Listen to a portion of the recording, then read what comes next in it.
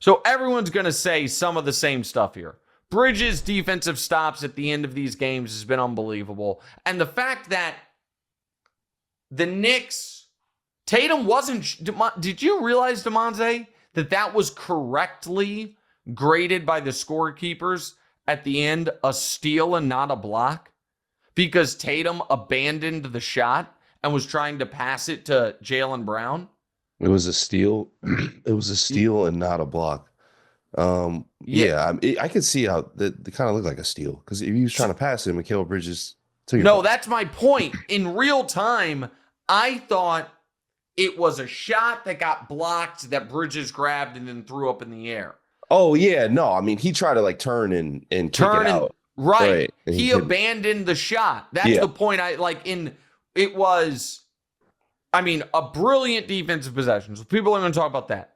Brunson, obviously, I mean, just more than earning his Clutch Player of the Year award night after night after night. Karl-Anthony Towns' stretch in the second quarter when he was the only Knick doing anything, when this thing could have gotten totally away from him, might get forgotten a bit to history. And one other thing that I will focus on, even if no one else will, Joe Mazzulla going to the hack of Mitchell Robinson strategy when the team had 2 team fouls and putting the Knicks in the bonus without ever getting Mitch Robinson to the free throw line, I thought was one of the bigger coaching mistakes of his career up to this point. Just strategically, it didn't make sense. It was as if the Knicks were going to be caught sleeping and pull Mitchell Robinson out before you got into the bonus, which they almost did, but they didn't. Or he thought they would just leave him in once you were in the bonus. I don't know what he thought, but that was a mistake. But the story for the New York Knicks, and this was, if I can give myself a little credit, something I talked about on the pod and TV show Tuesday and will again today, is a story of different objectives.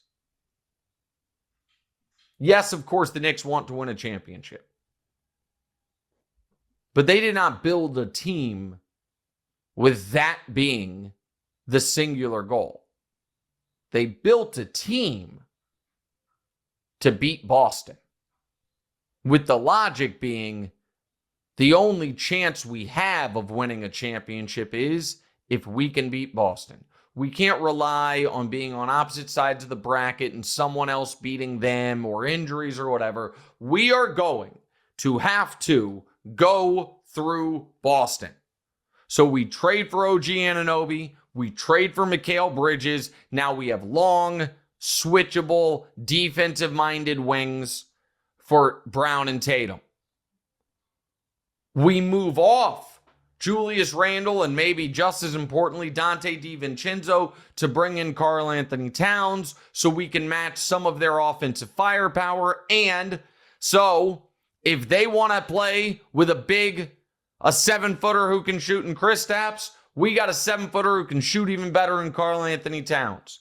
They built a team. Basically out right now. Well, yes, and we'll get to that. They built a team to beat Boston, just like Minnesota hired away the guy who built the Nuggets, to then build a team to beat the Nuggets. And then when the Nuggets were defending champs in round 2 and everyone thought they were cruising to the finals, they ran into a team no one really believed in. And that team, who was built to beat them, not necessarily to win a title, as they got clocked in the next round, built to beat Denver, went to Denver and took game 1 and then shocked everyone and took game 2 as well. Now, they ended up losing the next 3, but they won the series anyway. The folks who run the Knicks looked at their biggest hurdle to making the first finals, making the first conference finals, and the first NBA finals the franchise has made this century, and said it's Boston. Said, all right, we'll build our version. And we're going to have this added bonus. We're not going to be quite as talented man for man.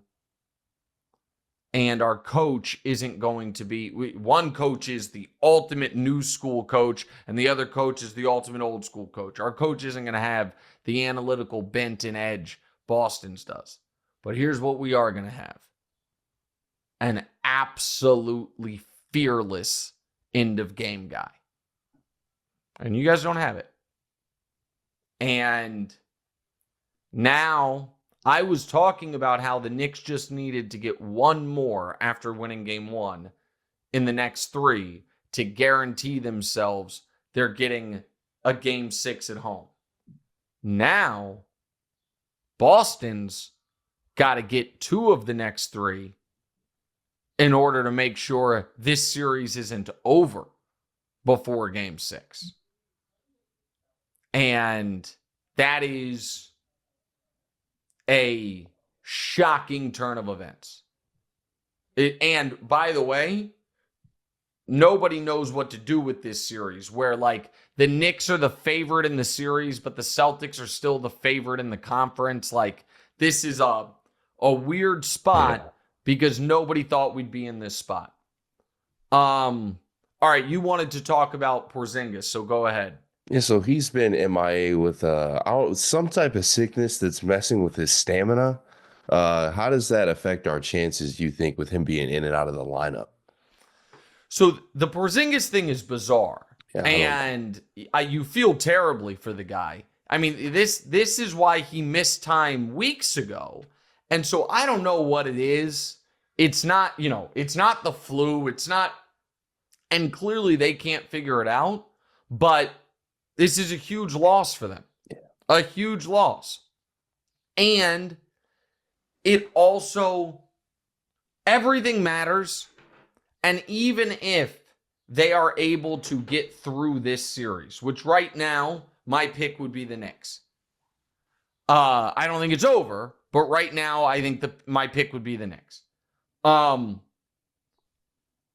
These extra miles on Horford, Yeah, are tough for one of the oldest players in the league who's now pushed into the starting lineup and all of that. So that, that's another issue. Before we move on to Monze, where's your confidence level and what adjustments do you want Boston to make? I think we'll win the series. And I'd like to just take what the defense has given us. And just kind of take note of what's happened in the last 2 games and just want it more. And when you have the 20-point lead, do your best to keep that 20-point lead. I don't know. It's weird. Play with some competitive energy. It just seems like the Knicks are just flying around and the Celtics are just relying on their pedigree. And it also, yes, the Celtics feel right now a little laissez-faire about it, which is so weird. All right, the producers, before we move on, really want me to get to some Photoshop they did. Yeah, so just go ahead. You got any New Yorkers coming up to you out there on the street? Oh, I'm telling you, they love the me and the bodega with a do serve Chris Broussard sign, a do not serve James Dolan sign. Who is that crying in the Do You Believe Us Now? I don't know. Oh, it's Joe Rogan? Who is it? Oh, okay. It's Robert De Niro. Sorry. It's very Fields small on my screen. Justin Fields in place of Aaron Rodgers. The producer's very proud of the me at the bodega with the hot Cheetos Photoshop. That's the extra bonus you get for watching us on YouTube. By the way, speaking of YouTube, like, rate, subscribe, review. It really helps us out, and we really do appreciate it. Pacers fans are going to be pissed. I think the winner of Boston, New York is going to go to the NBA Finals, which means, I guess, by proxy, since I just said I think the Knicks are going to win the series, yeah, you're picking I think the Knicks are going to be playing in the NBA Finals. Yeah, That's crazy. Okay. It's so you think I'm wrong. I mean, just jumping ship to ship, they're all sinking. But yeah, the New York Knicks ship is going to sink as well. What do you I mean know jumping ship to ship? I mean, Lakers, and then Okay, well, I guess said make you the didn't say anything finals. about Denver's making the finals. Yeah, so Yes. it was Lakers and now your Knicks. All right. No. Hold on. To win the championship, I was Lakers. Yes. And now I'm Thunder. Yeah, Knicks to go. All right, my bad. Knicks to so they got to play someone in the finals. I was Boston. But your team doesn't know how to shoot a layup, or they're allergic to it.